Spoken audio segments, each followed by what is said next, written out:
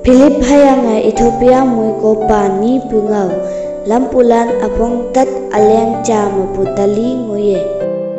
wang tang song mo pa cha Philip tengau i yayong tau hayanga hi me hang hi palam Jerusalem mapu Gaza ngoye lainang tau te tai tau pa a wan wing ching ma ngonang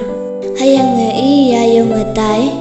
hayanga lai hu Ethiopia lan mui ko kata cha mo Ethiopia ang ya kandes mot a say tang ma i nok pune menge i wong ayong phai pu kata chanango i yoblak chingne Jerusalem ngoye ong hayanga i lai i wante tong tui me sot yanga Isaiah hipalai i ngo hawante yaha ajawa Philip te i o wintau hayanga i tong tui me nang ong tau hayanga i tang te Philip phata winne Isaiah hipalai tep iye jaye i nang i pusing ogya hayanga iye jan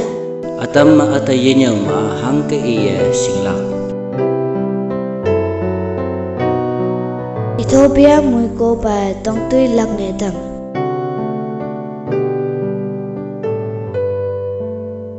hayanga iye Philip te ong i phai chang sot lak ching ne tong Saa iye ngo bulai hatau na ngo tuilam ni jaki i vuye tai hayanga ni hae i min khapu sau mangau yangai buke hatau ki iye yui chu ye ep i wauta na tamma i tangau shuwe yapan i jing hu hayam lan chenga au o i bu ya oklak hang ching ne i ayen ka tong nyu ma bu ya tai taki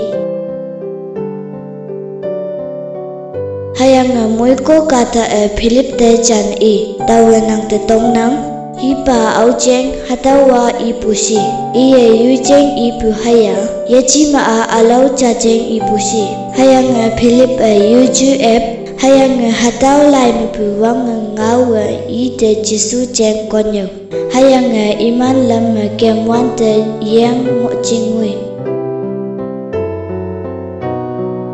hayanga moi ko i lai hu tau ngayang ngonang ki tau pep tilak ching ne pangpu adam ngolak a Philip i te i nang mong chang a saya nang ating lak ma a nang pap ti ne oklak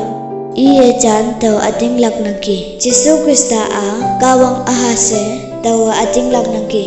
hayanga moi ko tong tui lak ne tam tau pa me Philip hayanga moi ko imni moi ni yang gi te yu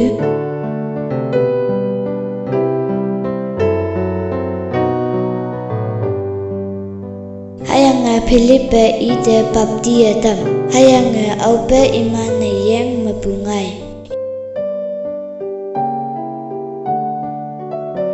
yungwan pa ya ha Philip bui tai hayanga mui ko sa chi i yangi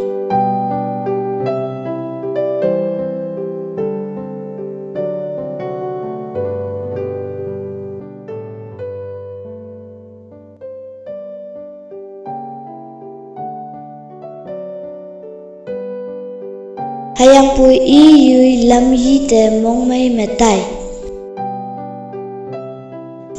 mui lan ta ka wang mui man fa amen